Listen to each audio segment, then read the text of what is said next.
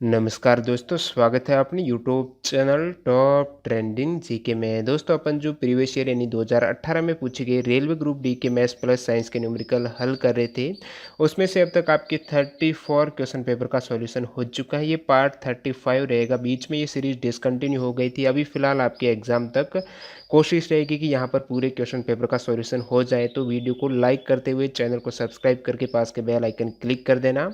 और इस वीडियो में यानी पार्ट 35 में अपन देखने वाले हैं 18 सितंबर के प्रथम पारी में पूछे गए मैथ्स प्लस साइंस के जो भी सवाल है उनका क्या एग्जैक्ट सॉल्यूशन होने वाला है। तो वीडियो के एंड तक ज़रूर बने रहना। बाकी इससे पहले कि यानी टोटल 34 पार्ट देखना चाहते हैं तो प्लेलिस्ट की लिंक डिस्क्रिप्शन बॉक्स में मिल जाएगी, ज़रूर देखिएगा। चलिए कंटिन्यू करते हैं। तो आपके सामने जो पहला सवाल यहाँ पर आप देख सकते हो, जो यहाँ पर संख्या है इसमें एक अंक आपके मिस है जो x है। तो इस संख्या में x के स्थान पे क्या चुनेंगे ताकि ये संख्या 6 से पूर्ण विभाजित हो जाए।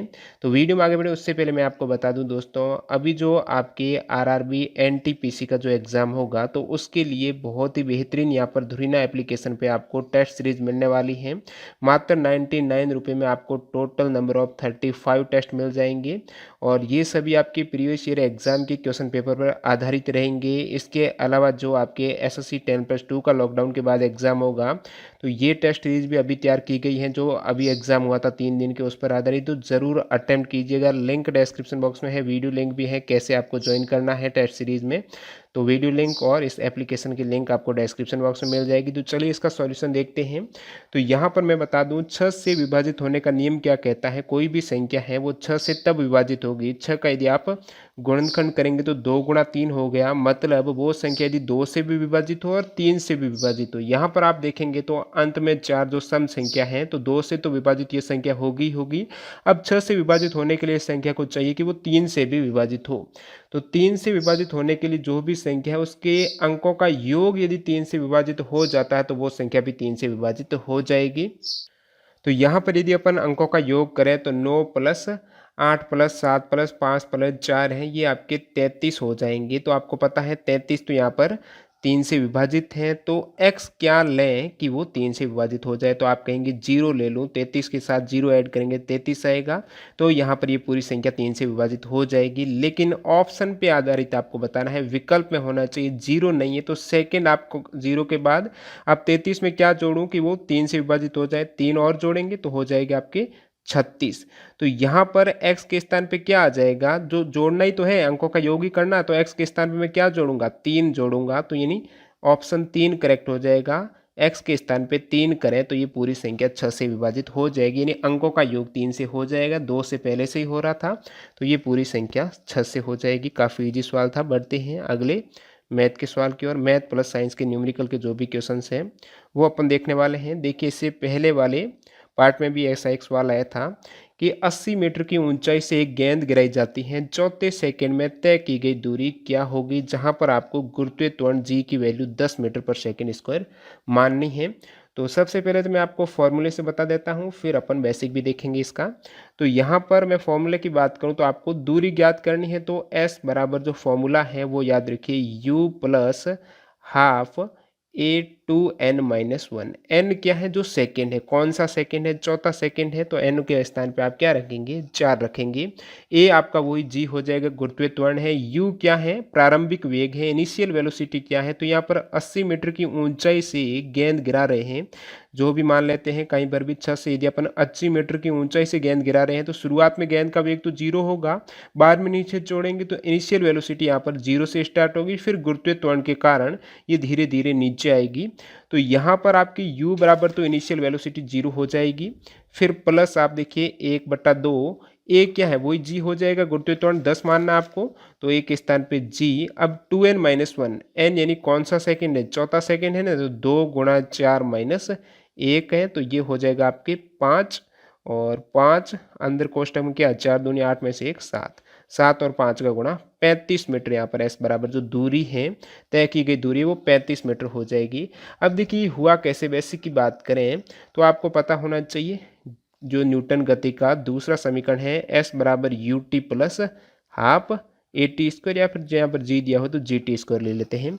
तो आपको चाहिए चौथे सेकंड में क्या दूरी तय की है पहले सेकंड में, क्योंकि ये त्वरण है ना, त्वरण का मतलब क्या हुआ, वेग में परिवर्तन की दर है, यानी यहाँ पर 1 सेकेंड में 10 मीटर पर सेकेंड के हिसाब से वेग बढ़ रहा है।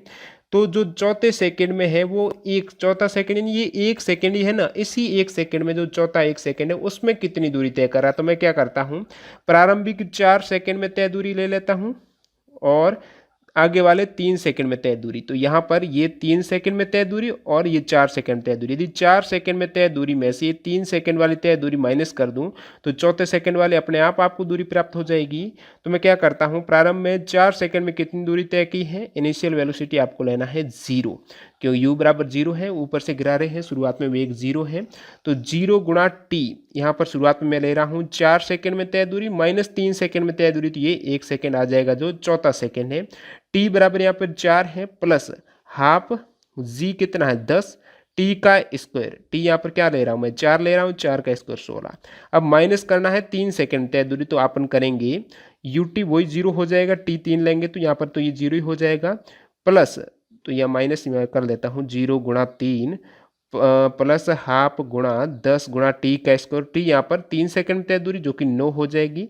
इसको यदि अपन कैलकुलेट करेंगे तो ये आपके 8 और 10 80, और ये माइनस है, माइनस यहाँ पर आपके हो जाएगा, ये 9 2 है ना, तो ये 5 है, 5 गुणा 2 45। अब 80 माइनस 45 करेंगे तो वही आपको 35 मीटर मिलने वाली है। ऑप्शन 2 करेक्ट है। तो आप डायरेक्ट वही फॉर्मूले से कीजिएगा, आपके आसान हो जाएगा। फॉर्मूला क्या है, जो भी एनवा सेकेंड है एस एन में तय दूरी हो जाएगा u प्लस हाफ ए 2n माइनस 1, ये याद रखिएगा। अगला सवाल है कैलकुलेशन का है, और बोर्डमास का नियम क्या कहता है। सबसे पहले आप ब्रैकेट सॉल्व कीजिए। तो यहाँ पर अपन जो भी ब्रैकेट के अंदर डिजिट हैं उसको सॉल्व करते हैं। तो 17 का भाग आपको 136 में देना है, जो कि 8 बार चला जाएगा, प्लस में यहाँ पर 17 गुणा 13, ब्रैकेट सॉल्व कर रहे हैं तो ब्रैकेट ही कर रहा हूँ मैं।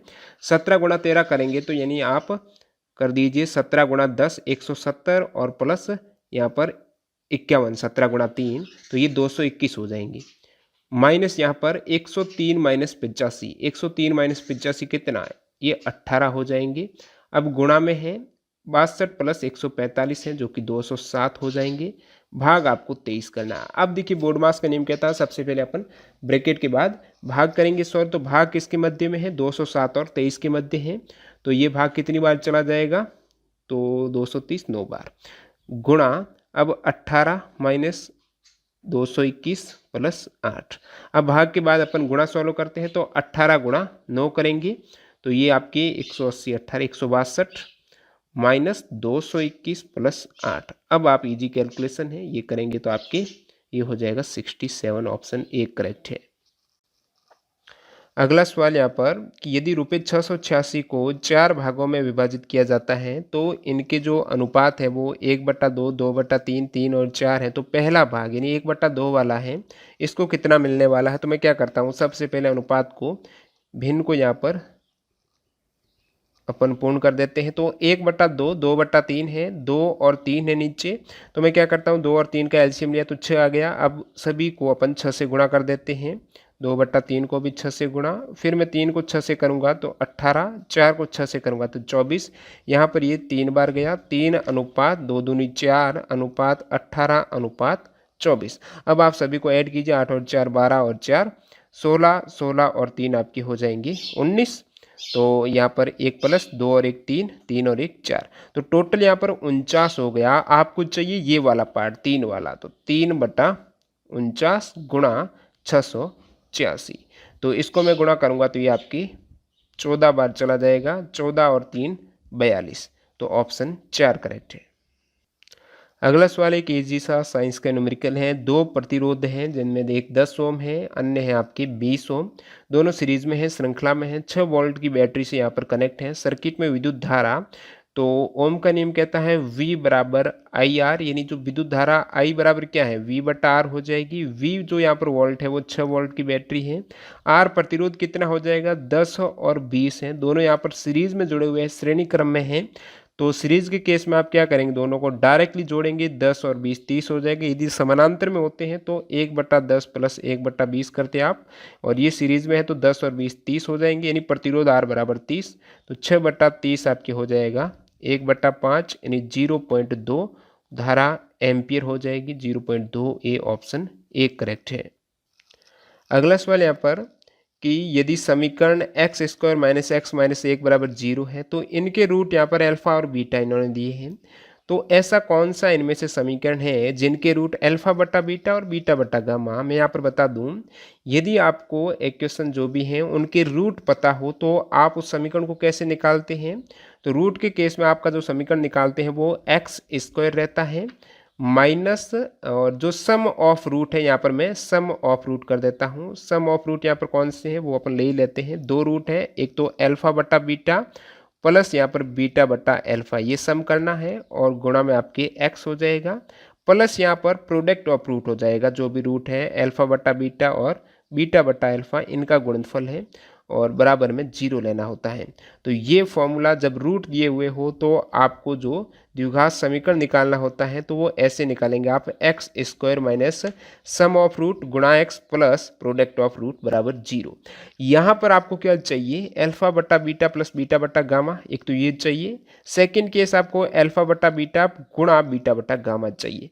तो ये अपन कहाँ से लाएंगे, शुरुआत तो इसी से करेंगे ना। अल्फा और बीटा की वैल्यू यहाँ से आपको मिलेगी, फिर अपन उस वैल्यू को यहाँ पर पुट करके इसको सॉल्व करेंगे। तो देखते हैं इसमें, तो यहाँ पर क्या करते हैं, सबसे पहले x square minus x minus 1 बराबर 0 है। इनके दो रूट अल्फा और बीटा। मैंने क्या कहा, एक बार प्रोडक्ट और सम कर रहे हैं तो आपको पता होना चाहिए इस समीकरण में जो प्रोडक्ट और सम रहता है तो दो रूट का यदि मैं सम की बात करूं, जोड़ की बात करूं तो माइनस बी बटा ए। बी कौन सा है, तो A X square plus B X plus C, जहाँ पर ये बी रहता है जो कि एक्स का गुणांक है और ए रहता है जो एक्स स्क्वायर का गुणांक है और जो सीक है वो अपने आप में एक अचर वैल्यू है। तो यहाँ पर अल्फा प्लस बीटा इनका जो योगफल है रूट का वो होगा माइनस बी बटा ए, यानी एक्स का गुणांक माइनस माइनस है और एक्स का गुणांक क्या है, यहाँ पर एक्स का गुणांक भी -1 है तो -1 बट्टा ए है एक्स स्क्वायर का गुणांक, तो एक एक्स स्क्वायर का गुणांक 1 ही है यहाँ पर। तो ये आपके अल्फा प्लस बीटा की वैल्यू कितनी आ जाएगी, +1 हो गया, 1 बटा 1 यानी 1। अल्फा प्लस बीटा बराबर आपको 1 मिल गया है। अब मैं यदि बात करूं अल्फा गुणा बीटा की, तो जो ये तो सम का हो गया, सम का माइनस बी बटा ए होता है और जब प्रोडक्ट की बात आ जाती है अल्फा गुणा बीटा की तो सी बटा ए ये रहता है। सी यानी जो यहाँ पर अचर वैल्यू क्या है, -1 है, तो -1 बटा ए क्या है, ए यानी एक्स स्क्वायर का गुणांक क्या है, 1 है, तो -1 बटा 1 यानी अल्फा गुणा बीटा जो प्रोडक्ट है वो -1 हो जाएगा। तो यहाँ पर ये दो चीज़ें हैं, दो हैं समीकरण हैं, इसको आप याद रखिएगा। अब इसको अपन कैसे अप्लाई करते हैं वो देखिएगा। तो आपको चाहिए क्या है, आपको चाहिए अल्फा बटा बीटा प्लस बीटा बटा गामा चाहिए। ये वैल्यू यहाँ पर एक बार याद रखिए, अल्फा प्लस बीटा है वो आपको 1 मिली है, अल्फा बीटा है वो -1 मिली है। तो यहाँ पर मैं क्या करता हूँ, जो आपको चाहिए अल्फा बटा बीटा प्लस बीटा बटा अल्फा ये वैल्यू चाहिए, एक प्रोडक्ट वाली चाहिए, वहाँ से अपन जो उसी समीकरण में मान रखेंगे। तो इसको मैं क्या करता हूँ, यदि एलसीएम लूँ तो अल्फा बीटा आ जाएगा और फिर यहाँ पर भाग देंगे तो alpha square plus beta square ये वाली वैल्यू मिलने वाली है।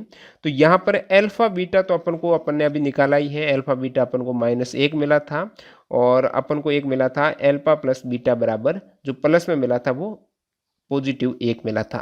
अब अपन को चाहिए अल्फा बीटा -1 है, alpha square plus beta square कैसे निकालेंगे, तो ये समीकरण तो आपको पता ही होगा। अल्फा प्लस बीटा का होल स्क्वायर है वो alpha square plus beta square plus 2 alpha beta होता है। यहाँ से आपको मिल जाएगा alpha square plus beta square, क्या मिल जाएगा, अल्फा प्लस बीटा का होल स्क्वायर -2 अल्फा बीटा। तो अल्फा प्लस बीटा कितना है, 1 है, 1 का स्क्वायर करेंगे तो 1 ही आएगा, -2 अल्फा बीटा, अल्फा बीटा -1 है तो -1। तो यहाँ से कितना मिल गया अपन को, 1 + 2 यानी 3 हो गया। तो जो वैल्यू मिली है अपन को यहाँ पर किसकी मिली है, ये alpha square plus beta square बराबर आपके आया है अल्फा प्लस बीटा का होल स्क्वायर -2 अल्फा बीटा, यानी इसके स्थान पर आपको 3 मिल गया है। अब अपन क्या करते हैं, यहाँ पर alpha square plus beta square है ये अपन को 3 मिल गया है, अल्फा बीटा की वैल्यू कितनी है, -1 है। तो यहाँ से ये जो है अल्फा बटा बीटा प्लस बीटा बटा जो अल्फा है ये वाला, इस जो सेकेंड समीकरण बन रहा है उनके रूट का सम आपको मिल गया -3। कितना मिल गया? -3 सम मिल गया है। अब यहाँ पर ये आप याद रखिएगा, जो मैंने समीकरण बताया था ज्ञात करने का, जो भी रूट दिए हुए रहते हैं और समीकरण ज्ञात करना, तो आप क्या करेंगे, सबसे पहले एक्स स्क्वायर फिर माइनस जो भी रूट है उसका सम करेंगे, तो अल्फा बटा बीटा प्लस बीटा बटा अल्फा सम किया, गुणा में एक्स प्लस जो भी रूट है उनका प्रोडक्ट करेंगे, बीटा बटा अल्फा बराबर 0। यहाँ पर एक्स स्क्वायर माइनस कितना आया था इसकी वैल्यू, तो इसकी वैल्यू आप कहेंगे -3 आई थी, अभी अपन ने ज्ञात की, गुणा एक्स प्लस अल्फा बीटा की वैल्यू कितनी आई थी, -1 आई थी, -1 बट्टा में भी बीटा अल्फा बीटा -1 है, बराबर में 0। यहाँ से ये हो जाएगा x square minus minus plus plus 3x minus minus plus, तो आपका यहाँ पर अल्फा बटा बीटा तथा बीटा बटा अल्फा से जो समीकरण बनने वाला है वो x square plus 3x plus 1, देखिए x square plus 3x plus 1 जो कि ऑप्शन 4 करेक्ट हो जाना चाहिए, एक नहीं यहाँ पर 4 होगा। बढ़ते हैं अगले सवाल की ओर। अगला सवाल यहाँ पर एक आयत की लंबाई और चौड़ाई में क्रमशः 8% और 12% की वृद्धि हो जाती है, तो उस आयत के क्षेत्रफल में कितने प्रतिशत की वृद्धि होगी। आयत का क्षेत्रफल क्या होता है, तो एरिया ऑफ जो आयत रहता है वो लंबाई गुणा चौड़ाई होता है। तो यहाँ पर देखिएगा 8% तो लंबाई में वृद्धि हो रही है और चौड़ाई में हो रही है 12% वृद्धि। यहाँ पर यदि मैं अवशिष्ट नेट यहाँ पर वृद्धि की बात करूँ, अवशिष्ट वृद्धि की, तो वो हो जाएगी x प्लस वाई, यहाँ पर l प्लस बी है ना, तो l plus b plus l b बट्टा 100 है। इस प्रकार आप ज्ञात कर सकते हो। तो l यहाँ पर 8% की हो रही है और लंबाई में 8 और चौड़ाई में 12 है, तो b 12 प्लस 8 गुणा 12 बट्टा 100, 12 और 8 20 और 12 और 8 का गुणा करेंगे तो ये 96 बट्टा 100, तो ये हो जाएगा 20 प्लस 0.96 यानी 20.96% की वृद्धि होने वाली है। इस प्रकार आप बिल्कुल आसानी से ज्ञात कर सकते हो। बाकी यहाँ पर बेसिक की बात करूँ तो जैसे कि 8% की बात हो रही है, तो 8% में ले लेता हूँ 8/100, 8% यानी 8/100 बराबर करेंगे तो 2/25 हो जाएगा। 2/25 का मतलब 8% वृद्धि हो रही है। यदि लंबाई पहले 25 थी तो अब 2 और बढ़ गई यानी 27 हो गई है।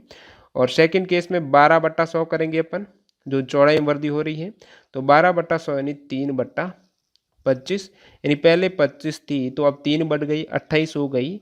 तो ये पहले वाला केस है लंबाई का, और इसमें भी ये चौड़ाई का केस है पहले वाला, बाद में जो बढ़ी है, सॉरी ये लंबाई है ये चौड़ाई है। तो पहले लंबाई 25 थी और पहले चौड़ाई भी 25 थी, तो पहले क्षेत्रफल कितना था, लंबाई गुणा चौड़ाई बराबर 25 गुणा 25 625, और बाद में कितना हो गया क्षेत्रफल, 27 गुणा 28 हो गया। बाद में क्षेत्रफल 27 गुणा 28 यानी 27 का अपन स्क्वायर करेंगे तो 729 आ जाएगा। फिर 729 के साथ में यदि 27 ऐड करूँगा तो वो आपके हो जाएगा 756। तो 625 से क्षेत्रफल हो गया 756 हो गया। बढ़ा कितना, 625 से 756 आप कहेंगे 131 बढ़ गया। तो 625 के पीछे 131 बढ़ा है, तो परसेंटेज में वृद्धि कितनी हो गई, 131 बटा 625 गुणा 100 करूँगा तो यहाँ से वही आपके 20.96% की वृद्धि जो आपने डायरेक्ट निकाली थी। मूव करते हैं अगले सवाल की ओर। बिल्कुल इजी सा सवाल है। 75 और 125 का रेशियो को सरल करना है। डायरेक्टली 25 से भाग दीजिए, तो 75 में 25 का भाग 3 बार, 125 में 25 का भाग 5 बार, तो 3:5 करेक्ट हो जाएगा। नेक्स्ट वन यहाँ पर क्वेश्चन नंबर 25 है, तो इसमें आपको सरल करना है। मैं बहुत बार आपको बता चुका हूँ। इस वाले सवाल में बोरमास का नियम क्या कहता है, ब्रैकेट सॉल्व कीजिए। तो उससे पहले यहाँ पर जो बार लगी हुई है ना, इस बार को अपन सॉल्व करेंगे।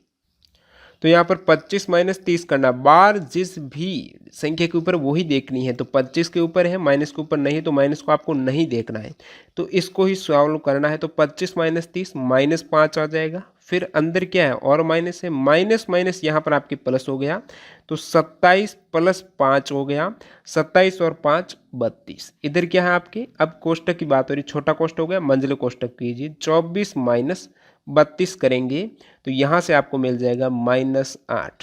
फिर इस वाले कोष्टक की बात करूँ तो ये 23 है, ये -8 हो गया, यहाँ पर माइनस और है, 24 माइनस 32 किया तो -8 हो गया, माइनस और था तो माइनस माइनस क्या हो गया, प्लस हो गया। अब 23 प्लस आपको 8 हो गया जो कि 31 हो जाएगा। यहाँ पर क्या है 22, 22 माइनस 31, तो 22 माइनस 31 आपकी -9, ऑप्शन 2 करेक्ट है।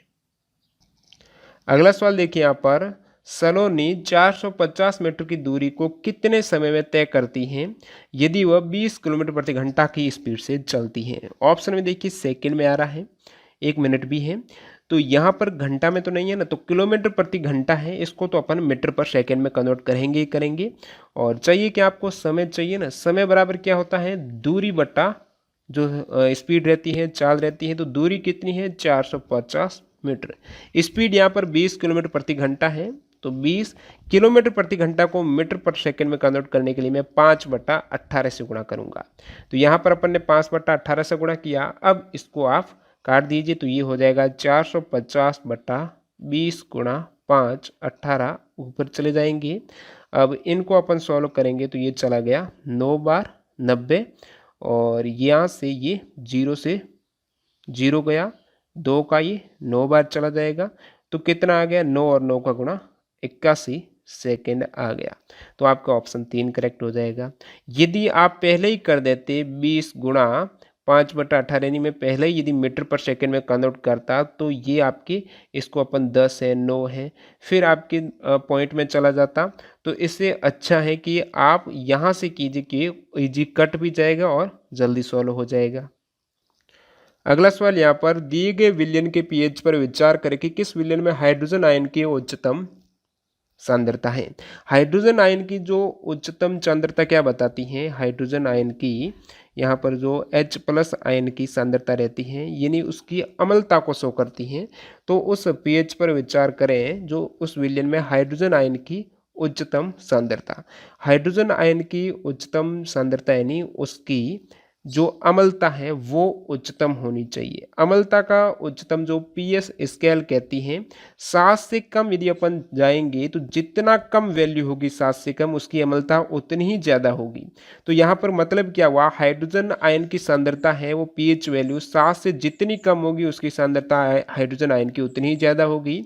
और जो OH- आयन की सांद्रता है जितनी 7 से ज़्यादा होगी तो उसकी क्षारीयता या फिर OH- आयन की सांद्रता बढ़ेगी। तो यहाँ पर आपको कम से कम वैल्यू लेनी है, वो वैल्यू पीएच वैल्यू है, उस केस में आपकी सबसे ज़्यादा अम्लता भी होगी और H+ आयन की सांद्रता भी उच्चतम होने वाली है। तो 2.4 यहाँ पर सबसे कम है, ये करेक्ट हो जाएगा। यहाँ पर एक कैलकुलेशन है, जिससे आप क्या कीजिए, सबसे पहले 444 को मैं अलग कर देता हूँ, इनको ऐड करते हैं तो ये क्या हो जाएगा आपके 44.4 है। और यहाँ से मैं बात करूँ 4 और 4 8, 8.44 हो जाएगा। तो इसको मैं 8.44 हो गया, ये हो गया, ये हो गया, और 44.4 ले लिया, यहाँ से 4.04, यहाँ पर कुछ नहीं तो 0 लगा दिया। अब ऐड कीजिए 4 और 4 8, 8, ये कितना हो गया 8 और 8 16, हासिल 1 5, तो 56.88 ये हो गया।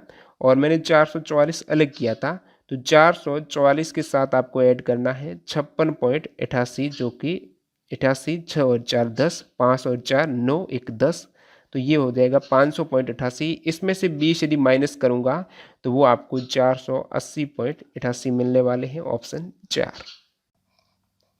अगला सवाल यहाँ पर, एक समुच्चय में 4 संख्या है, इनमें से 3 छोटी संख्याओं का जो माध्यमान दे रखा है औसत वो 9 है और 3 बड़ी संख्याओं का औसत 11 है, तो डेटा समुच्चय का प्रास क्या होगा। तो यहाँ पर जो 4 संख्याएं मैं क्रम में ले लेता हूँ, आरोही क्रम में ABCD मान लिया, जिसमें A सबसे छोटी और D सबसे बड़ी, यानी जो 3 छोटी संख्याएं हैं तो ये ABC 3 छोटी संख्याएं हो गई और इनका जो औसत है वो 9 है। तो इन तीनों का योग कितना हो गया, A + B + C, एवरेज 9 है यानी 9 9 मान के चलना है, तो 27 हो जाएगा 9 × 3।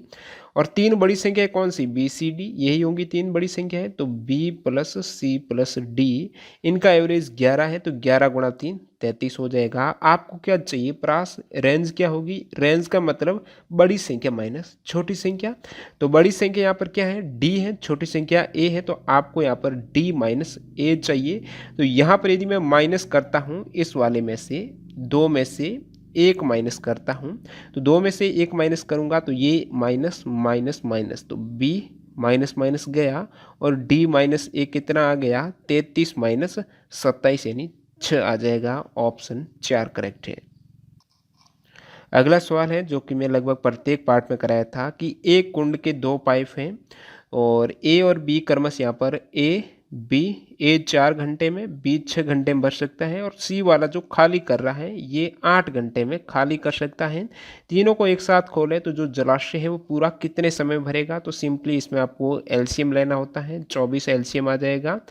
अब देखिए 24 एलसीएम का मतलब उस जलाशय की जो क्षमता है वो 24 लीटर पानी उसमें आ सकता है, ऐसा मान के चलना है। तो ये 4 घंटे में भर रहा है, 1 घंटे में कितना लीटर भरेगा, 24 भाग 4 6 लीटर, बी 1 घंटे में 4 लीटर, सी खाली कर रहा है 24 यूनिट है, 8 घंटा ले रहा खाली करने में, तो 1 घंटे में 3 यूनिट ये खाली कर पा रहा है। तीनों को एक साथ खोले, इसने 1 घंटे में 6 भरा, इसने 4 भरा, 10 भर दिया, दोनों ने एक साथ खोलने की बात हो रही है।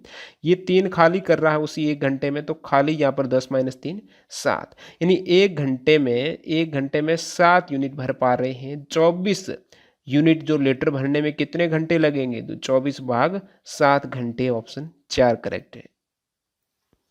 अगला सवाल एक काफ़ी इजी, निम्नलिखित दशमलव संख्याओं को आरोही क्रम में आपको असेंडिंग ऑर्डर रहता है, जो बढ़ता हुआ क्रम यानी कम से छोटी से बड़ी की तरफ रहती है ना, वो उस क्रम में जो दशमलव संख्या है मध्य में बीच में कौन सी आने वाली, जो तीसरी संख्या वो आपको कौन सी मिलने वाली है। तो इसका जो असेंडिंग आरोही क्रम की बात करूँ तो सबसे छोटी संख्या पहले आएगी, तो छोटी में ये वाली, ये 0.8 है तो ये 0.6 ही है, तो 0.658, इससे बड़ी 0.8 है, फिर उससे बड़ी कौन सी है, ये 5.74।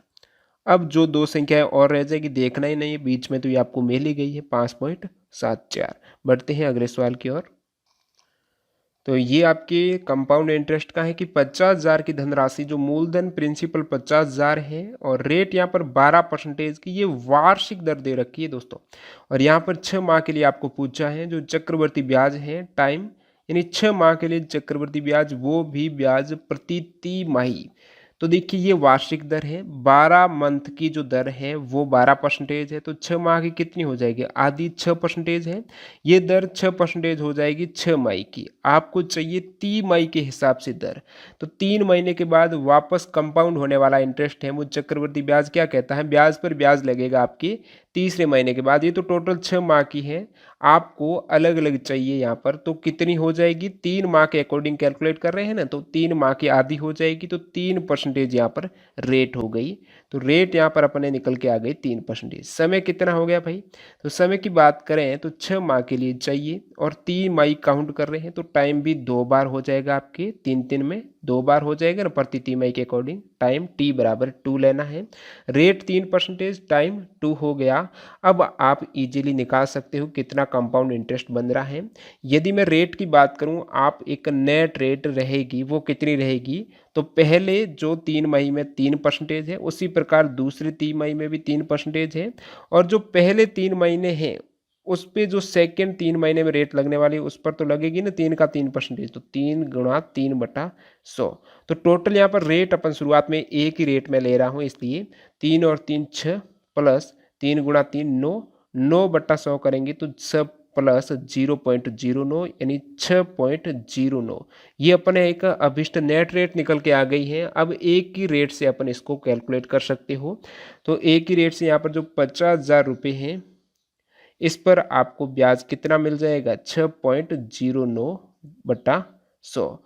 तो ये अपन कैलकुलेट करेंगे तो 0 से 0 गया, 500 गुणा यदि 6.09 करेंगे तो 3,045 रुपये का ब्याज मिल जाएगा।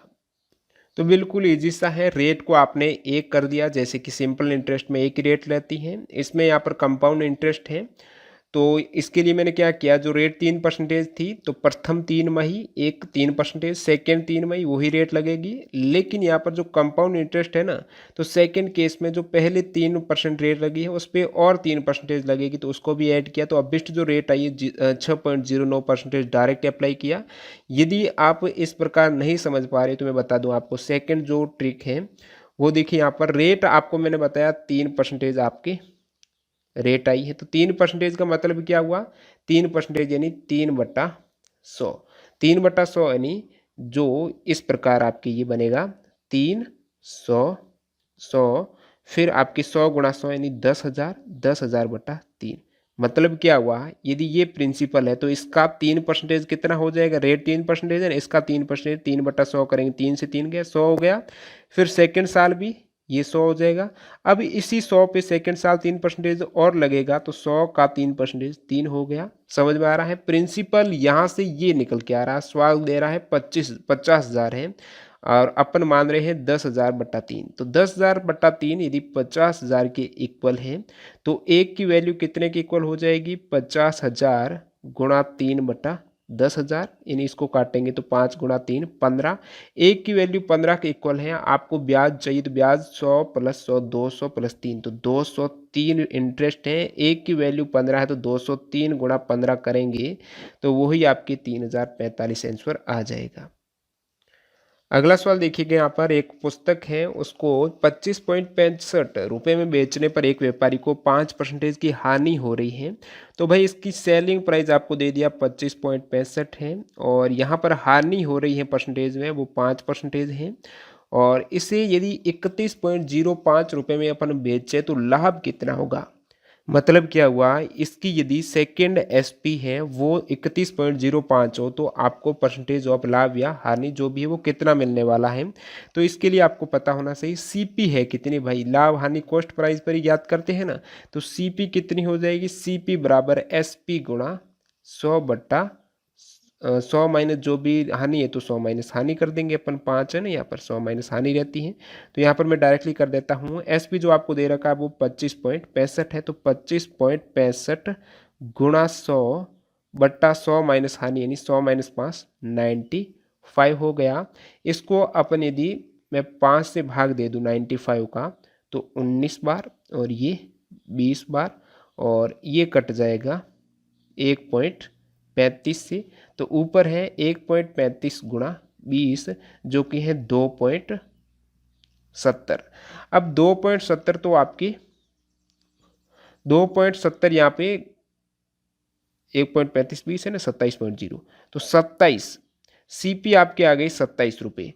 अब देखिए आपको 27 की वस्तु 31.05 में बेचनी है, कितने का लाभ हो रहा है डायरेक्ट दिख रहा है भाई। जब सेकेंड एसपी लेनी है 27 की तो वस्तु है आपके घर पे पड़ी है, इसको 31.05 पे बेचना है। लाभ देखिए डायरेक्टली हो रहा है यहाँ पर ये 4.05 का, तो 4.05 रुपये का लाभ हो रहा है। कितने पर हो रहा है, सीपी पर 27 पर, गुणा 100 से करेंगे तो यहाँ से आपका लाभ परसेंटेज है वो 15% निकल जाएगा।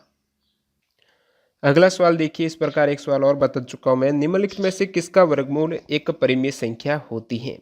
अपरिमेय संख्या की बात हो रही है। अपरिमेय संख्या यानी अनवसानी अनावर्ती हैं, जो चलती रहती हैं, दशमलव के बाद भी नॉन टर्मिनेटिंग नॉन रिक्यूरिंग रहती हैं। जैसे कि मैंने 1.456 आवर्ती भी नहीं होगी और चलती रहेगी, इस प्रकार वो आपकी अपरिमेय संख्या रहती है, P/Q के फॉर्मेट में जिसको नहीं लिख सकती हैं। तो इसमें यदि आपको पूरा वर्गमूल निकल रहा है, पूर्ण वर्गमूल, तो वो संख्याएं तो अपरिमेय नहीं होगी। जिसका नहीं निकल रहा है तो वो अपरिमेय रहेगी यहाँ पर। तो जो 25 है, सभी संख्याओं के अंत में 25 है, तो ये काफ़ी इजी हो जाता है। जो भी 25 के एंड वाली संख्या उसका वर्गमूल कैसे फाइंड आउट करते हैं। जैसे कि मैं यहाँ पर 30 25 की बात करूँ तो 25 का तो डायरेक्टली 5 तो आने ही वाला एक ही अंक। अब 30 है तो यहाँ पर ये किसका हो जाएगा। अब देखिए ऐसी कौन सी दो लगातार संख्या है जिसका गुणा करने पर 30 है, तो आप कहेंगे वो तो सिर्फ 5 और 6 है। 5 और 6 में छोटी संख्या कौन सी, 5 है, तो 5 यहाँ पर देख लीजिए। 55 का आप स्क्वायर करेंगे तो वही आपको 3025 मिलने वाला है। तो इसका तो वर्गमूल हो रहा है, ये तो नहीं होगी।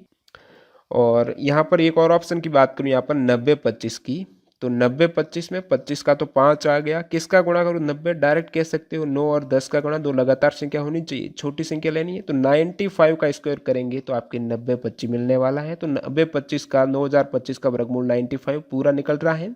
अब 110-25 की बात करूँ, 25 का तो 5 आ गया, किसको गुणा करूँ कोई 110 आए, ये भी आप कहेंगे 11 और 10 है, छोटी संख्या 10 है, तो 105 का स्क्वायर करेंगे तो ये आपको 11,025 मिलने वाला है। तीन ऑप्शन का जब वर्गमूल निकल रहा है, सौता निकालना ही नहीं, डायरेक्टली कर दीजिए या फिर इसकी कोशिश करेंगे निकलेगा ही नहीं। आप 25 का तो 5 कर लेंगे, लेकिन 60 का नहीं बन पा रहा है। 60 ऐसी कौन सी दो लगातार संख्या है गुणा करने पर 60 आ जाए? तो 60 का यदि अपन गुणनखंड करेंगे तो 4 गुणा 15 60 होता है, लगातार तो नहीं है ना। 2 गुणा 30 है, 5 गुणा 12 भी 60 होता है, 6 गुणा 10 भी होता है और 3 गुणा 20 भी। कोई भी संख्या लगातार दो नहीं है, सो ये वाली आपके अपरिमेय है। अगला सवाल देखिएगा, यहाँ पर एक कक्षा में 9 लड़के एवं कुछ लड़कियां हैं और एक परीक्षा में यहाँ पर लड़कों की जो औसत निकल के आ रहा है अंकों का वो 13 है और लड़कियों द्वारा प्राप्त अंक है उनका औसत है 15। यहाँ पर यदि अंकों का कुल औसत जो लड़के प्लस लड़कियों का है वो 14.28 है, तो कक्षा में विद्यार्थियों की टोटल संख्या। अब देखिए विद्यार्थियों की टोटल में तो 9 तो लड़कों की है, लेकिन लड़कियों की पता नहीं संख्या कितनी है। तो मैं मान लेता हूँ लड़कियों की संख्या x है, 9 लड़के x लड़कियां मान ली। एक परीक्षा में लड़कों के 13 औसत अंक आ रहे हैं, लड़कों के जो औसत अंक 13 आ रहे हैं, लड़के कितने 9 है, तो टोटल अंकों का योग लड़कों के केस में कितना हो जाएगा 13 गुणा 9 हो जाएगा, प्लस लड़कियों के 15 आ रहे हैं, लड़कियां हैं कितनी x है, तो टोटल अंकों का योग x गुणा 15। यहाँ से कोई दिक्कत नहीं है। अब देखिए बराबर में मैं करूंगा, लड़के प्लस लड़कियों का एवरेज 14.28 है, तो 14.28 हो गया। किन का है? लड़के प्लस लड़कियों का है ना, तो लड़के हैं कितने 9, लड़कियां कितनी x है, तो गुणा में अपन करेंगे 9 प्लस x का गुणा 14.28। ये इनके इक्वल क्यों हुआ? क्योंकि जो सभी अंकों का योग है लड़के प्लस लड़कियों का, मैंने यहाँ पे जोड़ा लड़कों का अंकों का योग, एवरेज 13 अंक आ रहे हैं, मतलब 9 के 13 गुणा 9 सभी लड़कों के अंकों का योग, लड़कियों के एवरेज 15 आ रहा है, x लड़कियां मानी है तो ये लड़कियों का। अब सभी का लड़के प्लस लड़कियों का एवरेज 14.28 है, तो सभी है कितने 9 प्लस x है, तो ये बराबर में होने चाहिए, कोई दिक्कत नहीं। अब 13 गुणा 9 की बात करूं तो 117 प्लस 15x बराबर में आपके इसको गुणा करेंगे 14.28 का मैं 9 से करूंगा तो ये 128.52 आ जाएगा, प्लस यहाँ पर 14.28 x आ जाएगा। अब जो वेरिएबल है उनको एक साइड कर देते हैं, बाकी अचर एक साइड। 15x माइनस 14.28 बराबर 128.52 माइनस 117 जो कि 11.52 आ जाएगा। ये आपके 0.72x बराबर 11.52 आ गया। x की वैल्यू यहाँ से आ जाएगी आपकी 11.52 बट्टा 0.72, पॉइंट हटाऊंगा तो 1152 में आपको 72 का भाग देना है, जो कि यहाँ पर x की वैल्यू आपको मिलेगी वो 16 मिल जाएगी। अब देखिए x बराबर 16 आ गया, जो लड़कियों की संख्या वो 16 आ गई, लड़के कितने 9 थे, 16 और 9 कितने हो जाएंगे आपके 25, लड़के प्लस लड़कियों की संख्या 25। अगला सवाल है, यदि P की वर्तमान आयु 15 है, P की 15 है और Q की है दोस्तों यहाँ पर 26 है, जो कि 6 वर्ष बाद है। 6 वर्ष बाद Q की आयु 26 है, ये वर्तमान नहीं है, P की तो वर्तमान है, Q की वर्तमान कितनी हो जाएगी भाई 6 वर्ष बाद Q की आयु 26 हो जाएगी। 26 होगी तो अभी कितनी है, 6 कम कर दे भाई, 20 है अभी Q की, 6 वर्ष बाद 26 होगी तो अभी 20 है, वर्तमान में P की तो 15 है ही है। दोनों का अनुपात कितना वर्तमान में 15 और 20 का रेशियो है, 5 का भाग दूंगा 3, 5 का दूंगा तो 4, 3 और 4 का अनुपात। बहुत ही ईजी सवाल। अगला सवाल देखिए यहाँ पर, यदि a प्लस बी प्लस सी बराबर 2s है तो यहाँ पर इसकी वैल्यू निकालनी है, तो इसको अपन सरल करते हैं। s माइनस ए का whole square, a minus b का होल स्क्वायर है ना, ऐसे ही करना है। तो a का स्क्वायर यानी s का स्क्वायर माइनस 2ab, या फिर डायरेक्टली माइनस 2ab कर देते हैं। a माइनस बी का होल स्क्वायर रहता है ना, माइनस 2sa प्लस बी का स्क्वायर यानी प्लस a का स्क्वायर यहाँ पर। और ये तो इनका अपन ने विस्तार किया। अब s माइनस बी का करते हैं, बीस में प्लस है तो यहाँ पर ये सेम s का square minus 2sb plus b का स्क्वायर, इसी प्रकार प्लस करना है आपको। और s माइनस सी का करना है, जो कि हो जाएगा s का square minus 2sc plus c का स्क्वायर और लास्ट में s स्क्वायर। यहाँ पर ये सभी प्लस में है तो s square plus s square plus s square plus s square. s square कितने 4 हो गए, तो 4 तो s स्क्वायर हो गए। अब यहाँ पर मैं बात करूँ a स्क्वायर की, तो a square plus B square plus C square, तो प्लस में आपके a square plus B square plus C square. यहाँ पर देखिए minus 2sa minus 2sb minus 2sc, तो इसमें कॉमन क्या आ रहा तीनों में 2s 2s 2s, तो मैंने ले लिया माइनस 2s। अंदर क्या रह गया आपके, माइनस तो बाहर आ गया पहले ही, तो a प्लस बी प्लस सी रह गया अंदर। अब आपको क्या चाहिए, a प्लस बी प्लस सी बराबर 2s दे रखा है, तो इसके स्थान पे मैं लिख देता हूँ 2s। तो 4s² plus a² plus b² plus c² minus ये है 2s है, इसके स्थान पे और क्या लिखा मैंने 2s, 2 और 2 का गुणा 4, s का s², 4s² माइनस और प्लस ये गए। आंसर इनका पूरा विस्तार किया तो बराबर में आंसर अपन को कितना मिला finally a² plus b² plus c², option 2 correct है। अगला सवाल है निम्न प्रश्न पढ़े और निर्णय लेखी प्रश्न का उत्तर देने के लिए कौन सा समीकरण पर्याप्त है। x का मान ज्ञात करना प्रश्न कह रहा है, x की वैल्यू निकाल लिए। दो समीकरण आपके पास है, x की मान निकालनी तो पी क्यू आर की आवश्यकता ही नहीं है भाई, तो इसी से काम बन जाएगा। x² माइनस 18x प्लस 81 है, तो यहाँ पर इसको मैं थोड़ा और इजी करूँ, 18x है, ये अचर को मैंने x² के गुणांक से गुणा किया तो 81x², तो गुणा करने पर तो 81 और ऐड करने पर 18, आप कहेंगे 9 और 9 माइनस 9x है, 18 को मैंने तोड़ दिया, माइनस 9x और माइनस 9x प्लस 81 गुणा किया तो 81 हो गया। तो इसमें कॉमन आपके x आ गया, x माइनस 9, इसमें कॉमन 9 आ गया और x माइनस 9, यहाँ से आपके वापस कॉमन आ जाएगा, बराबर में 0 है ना, वापस x माइनस 9 कॉमन आएगा तो x बराबर 9 आ जाएगा ना। तो x की वैल्यू यहाँ से डायरेक्टली 9 निकल के आ रही है, 2 की आवश्यकता ही नहीं रही, तो इसका मतलब है केवल 1 पर्याप्त है यहाँ पर। अगले सवाल की ओर मूव करते हैं। यदि दिया गया पाई चार्ट भारत में मोबाइल फ़ोन के उत्पादन के बारे में दर्शाता है, कुल उत्पादित यूनिट्स यहाँ पर 12,40,000 हैं, तो DEF के द्वारा जो DEF कितना उत्पादन करता है 5%, ये टोटल कितने परसेंटेज है 100%। 100% का मतलब उत्पादन हो रहा है 12,40,000। 1% का मतलब उत्पादन कितना है 100 से भाग देंगे, तो ये मैं 100 से भाग दिया, कितना आ गया 12,400। 1% यानी 12,400 का उत्पादन हुआ है। आपके हैं 5% है DEF का, तो 12,400 गुणा 5 करूंगा तो यही आपके 62,000 उत्पादन हो जाएगा DEF द्वारा। अगला सवाल देखिएगा यहाँ पर, एक कार 2/3/4 लीटर पेट्रोल में 44 किलोमीटर की दूरी तय करती है, तो 1 लीटर पेट्रोल में कार कितनी चलेगी। तो ये अनुचित है, इसको उचित भिन्न में बदलते हैं। 2/3/4 का क्या मतलब हुआ, 2 + 3/4 ही तो है, 4 LCM आ गया, तो यहाँ पर आपके 4 दूनी 8 + 3, तो 8 + 3 कहेंगे आप 11/4, डायरेक्टली करना होता है, 4 दूनी 8 + 3 11/4, तो 11/4 लीटर पेट्रोल में 44 किलोमीटर, 1 लीटर में कितनी चलेगी 44/11/4। इसको मैं ऐसे भी लिख सकता हूँ 44/11, 4 ऊपर चले जाएंगे, 11 का 4 बार, 4 और 4 का गुणा 16, 1 लीटर में ये 16 किलोमीटर चलने वाली है। अगर नेक्स्ट सवाल यहाँ पर देखिएगा, 0.98 का क्यूब प्लस 0.02 का क्यूब प्लस 3 गुणा 0.98 गुणा 0.02, यहाँ पर आपको देखने से क्या लग रहा है a³ plus b³ plus 3ab, इतना तो दिख रहा है। आगे आप देखिएगा a प्लस b का होल क्यूब क्या होता है, यही होता है ना, a³ plus b³ plus 3ab, और होता है कोष्टक में a प्लस b, जो कि यहाँ पर आपको नहीं दिख रहा, वो कैसे दिखेगा देखिएगा। तो a प्लस बी का होल क्यूब यानी 0.98 प्लस b यहाँ पर 0.02 माना आपने, इसका क्यूब बराबर में मैं करता हूँ a³ यानी 0.98 का क्यूब प्लस b³ यानी 0.02 का क्यूब प्लस 3ab, वही 3ab ये वाला, 3 गुणा 0.98 गुणा है 0.02, कोष्टक में a प्लस बी की बात करूं तो a आप क्या मान रहे हो 0.98, b मान रहे हो 0.02, इसको आप ऐड करेंगे तो कितना आ जाएगा, 8 और 2 10, 10 हासिल 1 आ रहा है, तो a प्लस बी 1 आ रहा है। जब किसी भी संख्या को आप 1 से गुणा करेंगे तो कोई फर्क नहीं पड़ेगा, यहाँ आपने 1 से गुणा किया, 1 से गुणा किया, या फिर ऐसे कह सकता हूँ मैंने 0.98 प्लस 0.02 से गुणा किया है, वही यहाँ से मिल जाएगा आपको, a प्लस बी मिल गया ना यहाँ से, इसका मतलब इसके बराबर ये -1 अलग से रखना है। ओके, तो इस पूरे के स्थान पे क्या हो गया 0.98 प्लस 0.02, इनके स्थान पे ये मिल गया है, इनका प्लस किया तो कितना 1 आ गया, 1 का क्यूब यानी 1,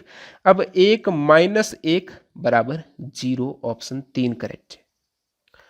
अगला सवाल यहाँ पर एक रेलगाड़ी 110 मीटर लंबे प्लेटफॉर्म को 13.5 सेकंड में और 205 मीटर लंबे प्लेटफॉर्म को यह 18.25 सेकंड में पार कर जाती है। तो रेलगाड़ी की स्पीड क्या है? देखिए यहाँ पर सबसे पहले तो आपको दिया हुआ नहीं है कि रेलगाड़ी की लंबाई क्या है। कोई भी प्लेटफॉर्म है उसको पार करने में क्या लगता है, एक तो प्लेटफॉर्म की लंबाई, एक रेलगाड़ी की लंबाई है। तो यहाँ पर मैं सबसे पहले मान लेता हूँ जो रेलगाड़ी की लंबाई है, रेलगाड़ी की लंबाई अपन ने एक्स मान ली या फिर एल मान लेता हूं। अब देखिए आपको स्पीड, रेलगाड़ी की गति ज्ञात करनी है। स्पीड बराबर क्या है, दूरी बटा चाल। प्रथम केस की बात करूं, जो 110 मीटर लंबा प्लेटफॉर्म है उस केस में दूरी कितनी हो जाएगी, 110 मीटर तो प्लेटफॉर्म की प्लस रेलगाड़ी की लंबाई, टोटल दूरी हो गई, बटा यहां पर आपको समय, समय यहां पर लग रहा है 13.5 सेकंड का, ये प्रथम केस में हो गई। तो रेलगाड़ी की स्पीड तो सेम रहेगी सेकंड केस में भी, तो बराबर दोनों केस में स्पीड सेम है। तो सेकंड प्लेटफॉर्म है उसमें 205 मीटर प्लेटफॉर्म की लंबाई है, रेलगाड़ी की लंबाई एल है, 18.25 सेकंड में पार कर रही है। ये देखिए यहाँ पर मीटर और सेकंड का खेल है, नीचे किलोमीटर घंटे का है, तो इसको आप कन्वर्ट जरूर करना। तो सबसे पहले यहाँ पर ये दो समीकरण इक्वल हो गए, इसमें आप फाइंड आउट कर सकते हो, थोड़ा कैलकुलेशन है यहाँ पर पॉइंट में आ रहा है। तो मैं क्या करता हूँ, इसको 5 से, दोनों को 5 से भाग दे देता हूँ। तो 13.5 में यदि 5 का भाग दूंगा तो 2.7 आ जाएगा, इसमें आपके 3.65 आ जाएगा। अब आप इसका क्रॉस मल्टीप्लाई वज्र गुणा करते हैं, तो 110 गुणा 3.65 करूंगा मैं। तो 110 गुणा 3.65, सबसे पहले अपन यदि वज्र गुणा करते हैं तो ये कुछ इस टाइप से हो जाएगा, 3.65 एल हो गया, फिर 110 गुणा 3.65 प्लस 400 1.5 हो गया, और बराबर में यहाँ पर हो जाएगा आपके 205 गुणा 2.7 है और 2.7 एल, तो बराबर में 2.7 एल प्लस ये 553.5 हो जाएगा, 205 और 2.7 का मल्टीप्लाई।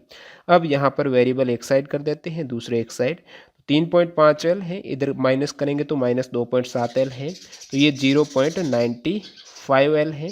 और इसको यहाँ पर 553.5 में से 401.5 माइनस करूँगा तो ये 152 हो जाएंगे। तो यहाँ पर आपको L की वैल्यू मिल जाएगी, L बराबर 152 बट्टा 0.95, जो कि 160 मीटर आ गई। L यानी रेलगाड़ी की लंबाई आपको मिल गई 160 मीटर। आपको चाहिए रेलगाड़ी की गति, 160 मीटर रेलगाड़ी की लंबाई है, 110 मीटर प्लेटफॉर्म है, 160 प्लस 110 बट्टा स्पीड क्या है, दूरी बटा समय, तो समय 13.5 है। तो ये कितने हो जाएंगे आपके, 160 और 270 बट्टा 13.5, तो ये आपका हो जाएगा 72, तो नहीं होगा, इसको फिर गुणा करना पड़ेगा, तो यहाँ से ये 20 हो जाएगा, 20 मीटर पर सेकेंड। मीटर पर सेकेंड में अपन ने सारी वैल्यू ली है, तो इसका आपकी 20 मीटर पर सेकेंड हो जाएगा। अब आपको किलोमीटर प्रति घंटा में बदलना है, तो मैं 18 बट्टा 5 से गुणा करता हूँ, ये 4, 18 और 4 72 किलोमीटर प्रति घंटा, ऑप्शन 2। अगला सवाल देखिएगा, लगभग प्रत्येक पारी में इस टाइप से एक सवाल आया था। तो 120 वॉट के एक विद्युत लैंप का प्रतिदिन 8 घंटे उपयोग होता है, तो लैंप के द्वारा प्रयुक्त ऊर्जा यूनिट में बता चुका हूँ, 1 किलोवाट घंटा में 1 यूनिट होती है। तो यहाँ पर आपको देखना है कितने किलोवाट घंटा होते हैं, उतनी यूनिट हो जाएगी जो आपको ज्ञात करना है। देखिए 120 वॉट का एक लैंप है, तो वॉट तो कितने, किलोवाट चाहिए आपको, वॉट नहीं चाहिए, तो किलोवाट के लिए मैं 1000 से भाग दे देता हूँ, 120 बटा 1000 घंटा, ये तो किलोवाट हो गए, घंटे कितने, 8 घंटे हैं। यदि यहाँ पर दिन भी दिए रहते भाई, 30 दिन एक महीना होता तो उसमें घंटे बढ़ जाते, 30 से गुणा करते, एक ही दिन का ज्ञात करना है, गुणा कुछ करना नहीं है। इसको सॉल्व करेंगे, जो किलोवाट घंटा है उतनी यूनिट आ जाएगी, 0 से 0 गया, 12 और 8 का 96 बट्टा 100, यानी 0.96 किलोवाट घंटा कहें या फिर 0.96 यूनिट, जितने किलोवाट घंटा उतने ही यूनिट, ऑप्शन ए करेक्ट हो जाएगा। अगला सवाल है, यदि 15 लड़के रुपये 750 5 दिन में कमाते हैं तो 25 लड़के 6 दिन में कितना रुपए कमाएंगे। तो देखिए वही M1D1 वाला फॉर्मूला इसमें भी अप्लाई करना है। 15 लड़के हैं तो आप कीजिए, जो मेन बॉय है वो 15 हैं, गुणा कितने दिन ले रहे हैं, 5 दिन ले रहे हैं, काम क्या कर रहे हैं, 750 रुपये कमा रहे हैं, जो डब्लू नीचे लेते थे वो काम यहाँ पर 750 रुपये कमा रहे हैं। बराबर में सेकेंड केस है, बॉय आपके 25 लड़के हैं, 6 दिन ले रहे हैं, काम कितना यानी रुपए कितने वो ज्ञात नहीं है। अब आप इसको सॉल्व कीजिए इजी से, 5 का और ये आपके 3 बार, अब 3 का मैं 75 में भाग दूंगा तो ये कितना हो जाएगा, 250 हो जाएगा। इधर आपके कुछ नहीं है तो x बराबर 250 गुणा 6, 250 गुणा 6 यानी 1500। अगला सवाल एक साइंस का न्यूमेरिकल है। एक 40 किलोग्राम भार वाली लड़की 4 सेकंड में 5 मीटर तक ऊंची होने वाली सीढ़ियों पर तेजी से चढ़ जाती है, उसके द्वारा विकसित शक्ति क्या होगी। शक्ति होती क्या भाई, समय कितना लग रहा है कार्य करने में, कार्य करने की दर ही शक्ति है।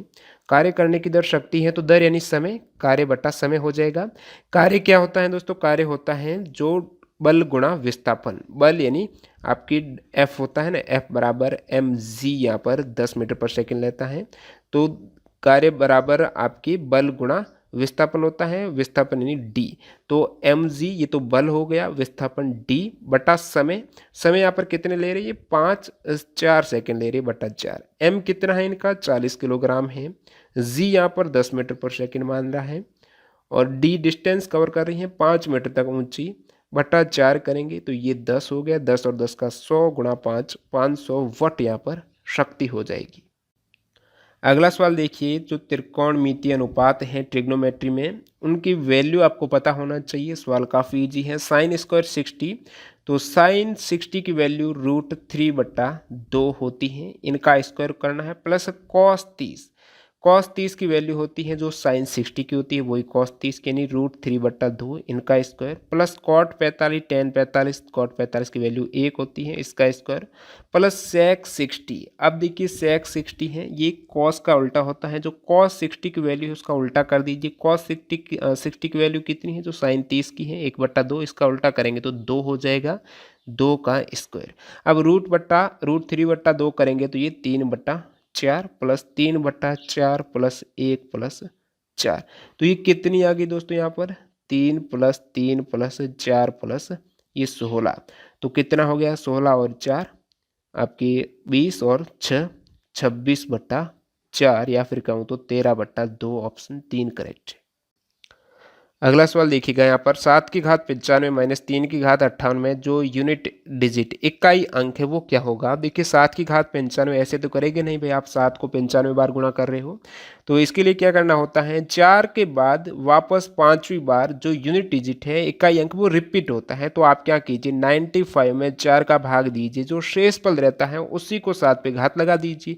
इसी प्रकार 58 में भी 4 का भाग दीजिए। जब मैं 95 में 4 का भाग देता हूँ, 4 दूनी 8 और ये 3 12 बार, तो पीछे 3 शेष रह गए, तो 3 शेष यानी आपको 7 की घात 3 करना है, माइनस 3 की घात 58 में यदि मैं 4 का भाग दूंगा तो कितने हैं, ये आपके 2 शेष रह जाएंगे, तो 3 की घात 2। अब 7 की घात 3 में आपको यदि क्यूब पता भी नहीं है, वैसे सभी को पता होना चाहिए 7 का क्यूब 343, पता भी नहीं है तो आप क्या कीजिए 7 का स्क्वायर तो पता है 49 है, फिर 7 का यदि 9 से गुणा करूंगा तो वही आपको पता है लास्ट में 63 है, तो 3 रहने वाला है, तो यहाँ पर आपके इकाई अंक 3 रह गया, 3 का स्क्वायर 9 है, इकाई अंक 9 रह गया। वैसे ये इस प्रकार, तो मैं 3 ही मान रहा हूँ, तो 3 माइनस 9 करना है, आगे कोई भी उससे ये ले लेगा, तो ये 13 मान लीजिए, 13 में से 9 गए, पीछे रहे आपकी 4, तो जो इकाई अंक है इसमें एंड वाला इकाई यूनिट डिजिट है वो 4 बच जाएगी, आपकी ऑप्शन 2 करेक्ट है यहाँ पर। तो जो भी कितनी भी बड़ी वैल्यू हो आपको शेषफल देखना होता है, क्योंकि 4 के बाद तो वही वापस रिपीट होता है। मतलब क्या हुआ, यदि मैं 2 का, मैं एक बार आपको 2 का करके बताता हूँ, तो 4 का भाग क्यों देते हैं, तो वो रिपीट हो जाता है। देखिए 2 का 2 से गुणा, 4 दूनी 8 दूनी 16, तो यहाँ पर 16 तो आ गया। अब रिपीट, यहाँ पर इकाई अंक 2 था, यहाँ पर 4 था, ये 8 था, ये आपके इकाई अंक वापस 6 आ गया। अब ये नेक्स्ट में 5वीं बार लूंगा, वो ही पहली बार वाला रिपीट होगा, क्योंकि ये कितने हो गए आपके 16 गुणा 2 32, 32 3 इकाई अंक रिपीट हो रहा है, 32 गुणा 2 64 इकाई अंक वापस रिपीट, यानी 5वां, ये इस प्रकार 4 तो ये यूनिक आ रहे हैं फिर वापस रिपीट हो रहे हैं, तो 4 का भाग इसलिए देते हैं यहाँ पर। अगला सवाल यहाँ पर, जो समचतुर्भुज है उसकी एक भुजा की लंबाई और 2 में से एक विकर्ण की लंबाई 6 है, तो समचतुर्भुज में एक भुजा की लंबाई मतलब सभी भुजाओं की लंबाई आपको पता चल गया है, क्योंकि सभी भुजाओं की लंबाई तो इक्वल रहती है, ये मान लिया अपन ने समचतुर्भुज है, तो ये इनके विकर्ण हो जाएंगे। समचतुर्भुज का क्षेत्रफल ज्ञात करना है। क्षेत्रफल होता क्या है, 1/2 गुणा विकीर्णों का जो डायगोनल है उनका विकीर्णों का गुणनफल 1/2 गुणा विकीर्णों का गुणनफल। एक विकिरण की लंबाई आपको पता है 6 सेंटीमीटर है, तो 1/2 गुणा 6 गुणा सेकेंड की पता नहीं है। एक भुजा की लंबाई यानी सभी भुजाओं की लंबाई भी 6 है। एक विकिरण, यहाँ पर सम चतुर्भुज की विशेषता की बात करूं तो विकिरण आपस में लंब समद्विभाजित यानी विकिरण समकोण पर समद्विभाजित करते हैं। समकोण पर यानी ये 90 डिग्री का एंगल बनाएगा और आपस में बाइसेक्ट है, जैसे कि ये 6 है ना, एक 6 मानी है तो ये 3 हो जाएगा। कितना? 3 हो जाएगा। इसी प्रकार इसी का भी केस है। तो आपको ये वाली वैल्यू पता नहीं है, 90 डिग्री का एंगल है तो पाइथागोरस थ्योरम लगाएंगे अपन। तो ये वाली अपन एक बार निकाल लेते हैं वैल्यू। तो ये कितनी आ जाएगी आपके, ये कर्ण हो जाएगा, आधार है तो आधार स्क्वायर बराबर कर्ण का स्क्वायर जो कि 36 माइनस जो लंब का स्क्वायर 9 है। 36 माइनस 9 करता हूं तो 27 आ जाता है। एक्स स्क्वायर 27 है तो एक्स बराबर √27 है। 27 को कुछ ऐसे लिख सकता हूँ, 9 गुणा 3 लिख सकता हूँ क्योंकि 9 का यहाँ पर निकल जाएगा रूट, तो 3√3 एक्स आ गया। एक्स यानी ये आधा विकीर्ण है भाई, आधा विकीर्ण पूरा 2x क्योंकि बराबर है ना, समद्विभाजित हो रहा है तो पूरा आपके हो जाएगा 2 से गुणा करेंगे तो 6 गुणा √3, 6√3 आ गया विकीर्ण। अब एक विकीर्ण आपको 6 है, दूसरा आपके 6√3 आ गया। तो यहाँ से आप निकाले 6 और 3 का 18√3 विकीर्णों का 1/2 गुणा विकीर्णों गुणनफल यानी क्षेत्रफल निकल के आ गया। नेक्स्ट यहाँ पे एक इजी सा सवाल, लता घर पर 20 किलोग्राम पनीर बनाती हैं, इसे प्रत्येक सुबह वो बेचती भी हैं। तो 20 केजी वो सुबह पनीर बेचती हैं। 1 लीटर दूध का यहाँ पर 200 ग्राम पनीर बनता है। 1 लीटर दूध में 200 ग्राम पनीर बनता है। 1 लीटर दूध की लागत 40 रुपये है। तो रोजाना दूध खरीदने में कितने पैसे लगते हैं भाई? 20 केजी जब पनीर बनाने में दूध कितना आएगा वो देखना सबसे पहले। तो 20 केजी पनीर में दूध कितना आएगा भाई? 1 लीटर में 200 ग्राम पनीर बनता है। 1 लीटर दूध में 200 ग्राम, तो 1 किलोग्राम पनीर में कितने लीटर लग जाएंगे? यहाँ से आप डायरेक्टली देखेंगे तो मैं यदि 5 बार गुणा करूँगा तो 200 ग्राम 5 बार करूँगा यानी 5 लीटर लगने वाले हैं 100,000 ग्राम यानी 1 केजी पनीर बनने में। 1 केजी पनीर बनने में 5 लीटर लग जाएंगे। तो 20 केजी ये डेली पनीर बनाती हैं तो कितने लीटर लग जाएंगे? 20 गुणा 5 यानी 100 लीटर इनके दूध डेली लग रहा है। 1 लीटर की ये 40 रुपये दे रही है तो 100 लीटर के कितना देगी? 40 गुणा 100 करेंगे तो 4,000 रुपये ये पे कर रही हैं दूध के लिए 20 केजी पनीर बनाने में। ऑप्शन 1।